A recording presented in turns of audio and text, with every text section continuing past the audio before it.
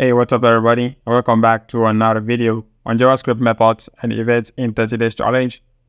Today is all about the Object.values method. And essentially, the Object.values method is used to extract the values of an object and return them as an array.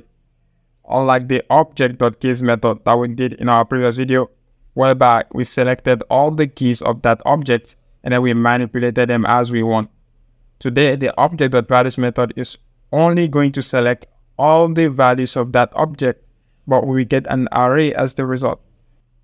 Before we move on, this is an object that I've created.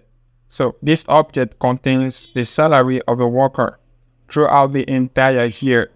So all we're going to do is to use the Object.values method to select all the values or all the salary of that particular worker.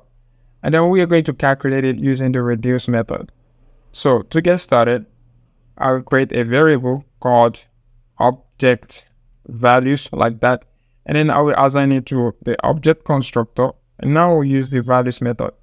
So in here, I need to pass in my object, which is monthly salary. So if I log this thing to the console, what do you think we're going to get? Well, an array of all the values from this object. Life is great. So basically, this is how the Object.values method works. It is always going to return all the values of that object without actually thinking about the keys of that object. So now that we have the values of all the objects, what can we do?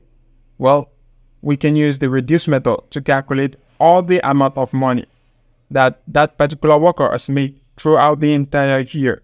So to do that, I will create a variable called total salary like that, and then I will assign into our object values. What are we going to use? We are going to use the reduce method. And in here, remember that we have to pass in our callback function. We have the accumulator and then the salary. Okay, so what we have to do is to return the accumulator. Always return the accumulator. And then we set the initial value of that accumulator to 0. So now that we have that, what can we do? But before we move on, let's log the salary to the console for you to see what we are getting back. So we have all the salaries of that particular worker. So now that we have that, it is very, very simple for us to calculate everything like that. So we'll go with accumulator plus or equals all the salary. So now if we log the total salary to the console, you can see we have 233,500. So this is the total money that that particular worker has made throughout the entire year. So this is very, very, very cool. This is how the Object.values method works. But if you don't understand how the reduce method works, I have made a video about it. You can check them out in the description below for you to actually understand what we've done here so far.